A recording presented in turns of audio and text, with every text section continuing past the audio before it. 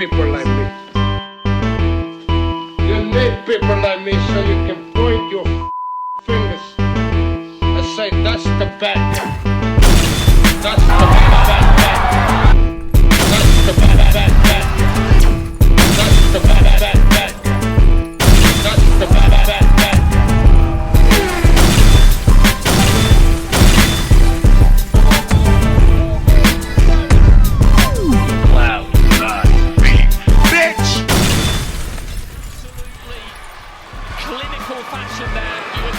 Welcome to the mother relay. We're covering today's top boxing news.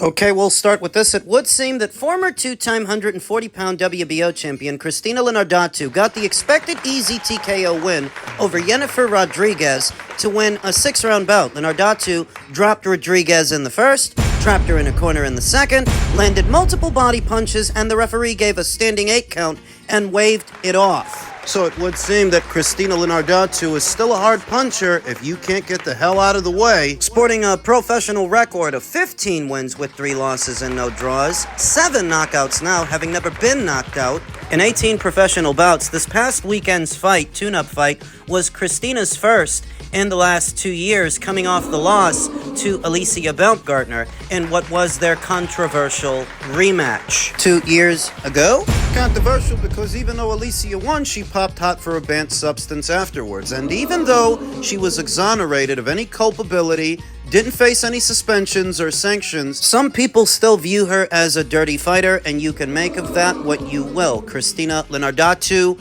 is back. Now, if Christina Lenardatu insists on campaigning at her old weight of 140 pounds, she can see about fighting Chantel Cameron, who is not otherwise preoccupied right now, left without a dance partner as a result of dropping her WBC title after an order came down for her to fight Sandy Ryan. She doesn't look to be fighting anybody, so maybe she can fight a former champion. Maybe she can fight Christina. It doesn't have to be next, per se. I would recommend for Christina to fight a few more girls like Yennefer before she fights somebody like Chantel. But if she's looking for something to shoot for, someone to target, Chantel would be a good target if she insists on staying at 140.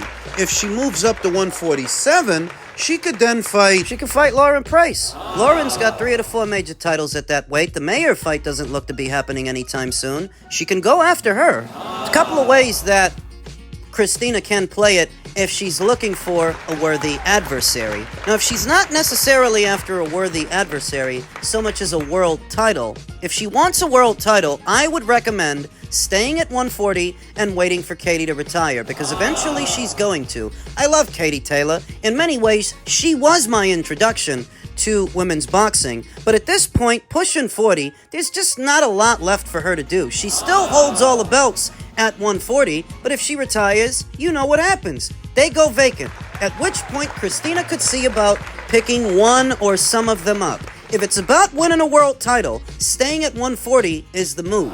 She could stay at 140 until a title becomes available, and while she's there, she could see about fighting Chantel, or she could move up to 147, which at her age might be an easier weight to make, see about fighting Lauren Price. I will say that she would sooner win a title at 140 than win any titles from Lauren, but that's the lay of the land. That's who and what is out there. Elsewhere in the world of boxing, another installment of the Ring IQ mailbag and an extended conversation based on this weekend's action, Conor Benn's revenge win over Chris Eubank Jr. Mr. Boxing Moves is at it again. Look at the size of that paragraph. Mr. Boxing Moves responded to my previous video by saying, "Oh my god, boy." Did you notice that the paragraphs get increasingly longer when these guys are playing Monday morning quarterback? I'm not only saying that Chris Eubank was wagering, you left out the second part of the statement when I said he was overtrained. I said 2 things combined. That made Chris underperform how he did, weight drained and overtrained. Any boxing coach besides myself that's been in the ring could tell you that. Well, odd that you waited until now to tell me anything.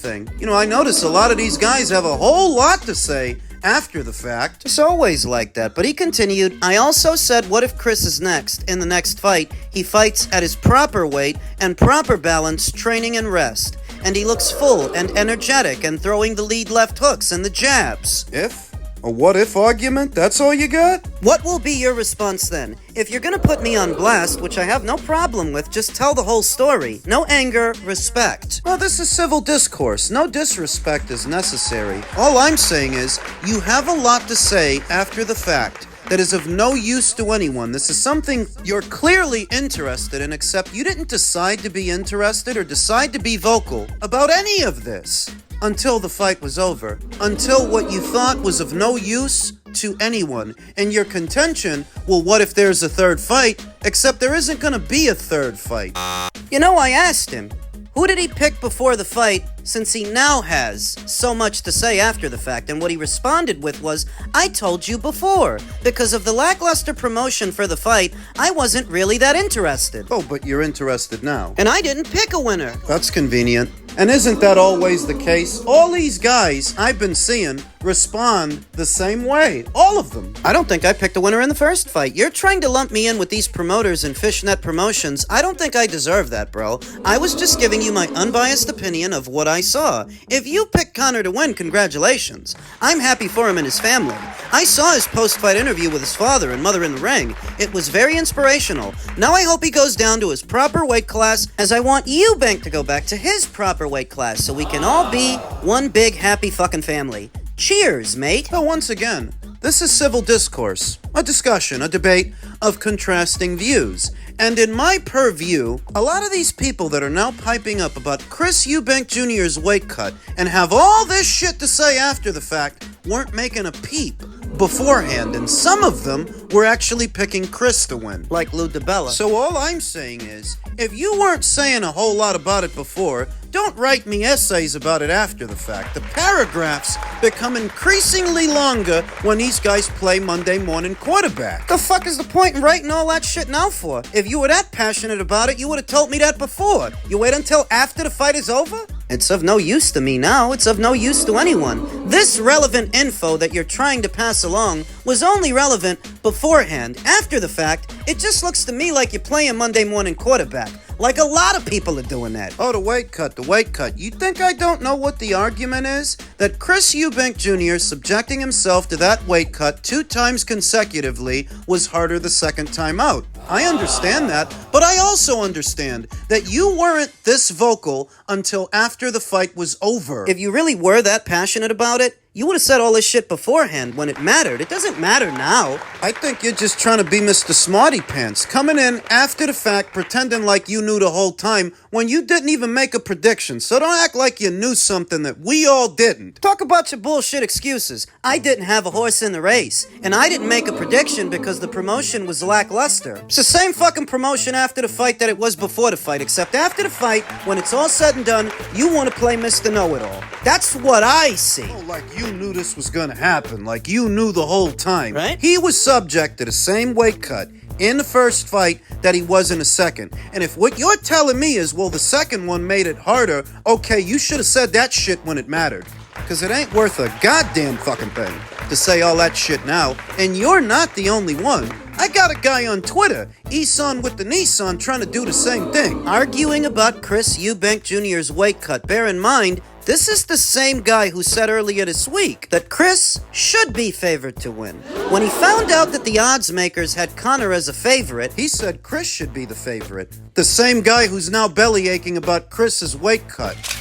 Caught in 4K. Before the fight, you're saying that Chris should be favored to win. So that after the fight, when he loses, you can start mumbling and grumbling about the weight cut. Then why did you think he should be favored to win? You said it, not me. Seems like you guys didn't think the weight cut was important enough to talk about before the fight, but you want to talk about it now. Get the fuck out of here. Mr. Boxing Moves, Mr. Know-It-All doesn't seem to know anything until after the outcome is decided and the fight is over. Spare me the I told you so routine. You didn't tell me anything. According to you, you didn't even pick anybody, so what are you doing? My biggest problem with a lot of the fallout and a lot of the reactions to this fight is people are trying to disparage Conor's win over Chris Eubank Jr. with this veiled concern over Chris's weight cut that they had next to nothing to say about the week of the fight or leading up to it. A lot of people were settled that because Chris won the first one, he's gonna win the second. And they didn't say much about it, but they have a lot to say now. Well, I'm not listening. I'm sorry.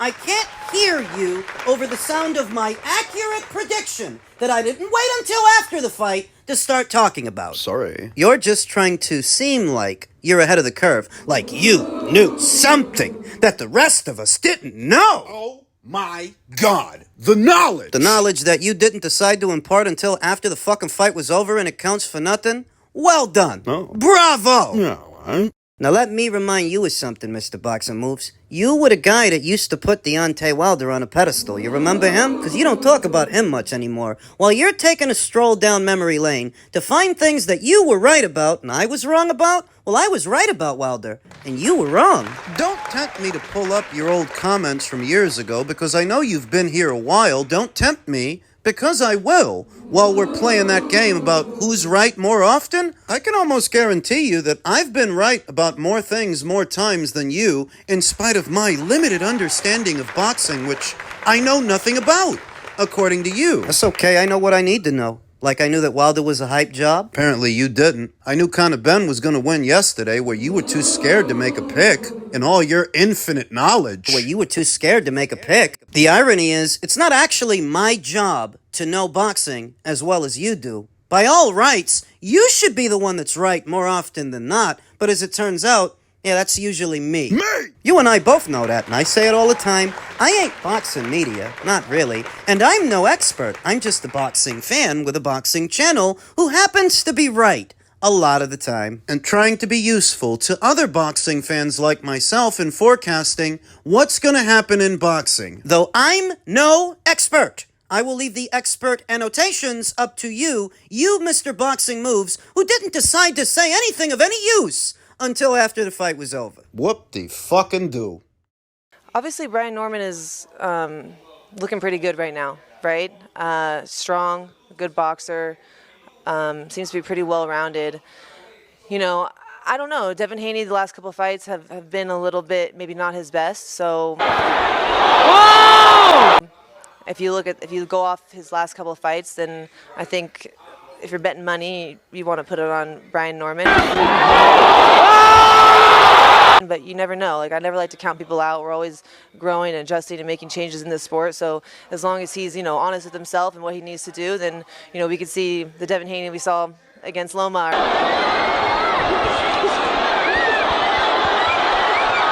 Or something like that. You never really know. But again, if I had to bet money on it right now, I'd probably put it on Brian Norman. Brian Norman being the bigger fighter of the two, I believe he has the advantage. I don't take anything away from Devin Haney. Devin Haney is a great boxer, but he's not a power boxer, if you will. You know what I mean? He's more of a technical, good ring boxer. But I just think Brian Norman, he's definitely the best welterweight in the world right now. He's the man to beat. And for Devin Haney to move up in weight and fight fight Brian Norman, I believe he's going to have his hands full. You win your fights in the gym. You got to have the proper sparring partners to be able to get yourself mentally and physically ready for a fighter like Norman. He's like I said again, I don't take anything away from Devin Haney. He's a great boxer, but can he carry? I can't sit here and tell can he carry power because he doesn't have a whole lot of knockouts himself at 135. Now moving up to 147. I just don't think he'll be able to hurt Brian Norman. He's going to have to go out there and try to outbox him. But Brian Norman's a pretty good boxer himself, and I'm sure he's going to find a way to cut off the ring and get to Devin Haney. It's going to be a good fight, but I would have to give the advantage to Brian Norman. The predictions are pouring in. So, as one fight week ends, so another begins. Battle for Helm's Deep. Wrong movie, buddy, wrong movie. Michaela Mayer seems to be leaning towards Brian Norman. She's trying to give Devin Haney the benefit of the doubt, but the parallels that she drew, the Haney that we saw against Lomachenko, the Haney we saw against Loma is a Haney that a lot of people thought lost to Loma. And when she said that, I thought to myself, well, what's the best version of Devin you've ever seen? What's the best form? It's the best he's ever looked. 2 performances came to mind. 3, really. The 2 fights with the same guy in George Kambosos and the Regis Prograis performance, neither of which are an adequate parallel for Brian Norman. George isn't like Brian. Regis isn't like Brian. So even if Devin looked great with those fighters and the fighter he's about to fight ain't got a goddamn fucking thing in common. Whilst Michaela tries to draw from previous performances to give Devin Haney the benefit of the doubt, the question then becomes, the best version of Devin that you've ever seen, if he shows up this weekend against Brian, will that really be enough? Manny Robles seems to be a bit more direct with his prediction. He's definitely leaning towards Brian Norman, if for no other reason than Brian is the naturally bigger guy who's used to this weight where Devin is moving up. Devin, who has no power to bring up to the welterweight division since he wasn't a power puncher at 135, certainly not at 140, so he isn't going to be one now at 147. I've said that myself. If Devin is going to win this fight, it ain't going to be through strength of arms. It would have to be through strategy, ringcraft, because a knockout merchant, he ain't. Back up! Back up! Back up! Don't fuck Devin's money up. Exactly, don't fuck that. For me, this is the real main event, even though officially it's just the co-main event to the main event, Benavidez versus Yard, which is a great fight unto itself, though oddly enough, it's not as talked about as this fight. I've maintained, maybe it's because this fight, unlike the other, features 2 unbeaten American nationals, both of which have a lot to say about each other, have a lot to say about the other, and we won't know what's what until the opening bell sounds. This is the fight that has captured the hearts and minds of the boxing community at large, particularly here in the United States. There are not that many fights that the Americans are all that invested in, interested in at this point in time. There's not that many. This is one of the few. You don't see them talking about Benavidez versus Yard that much, or Bam versus Puma. They're talking about this. 2 very proud and vocal boxing dads urging their sons on to the victory, though ultimately, they can't fight the fight for their sons, now can they? Ultimately, it's up to them.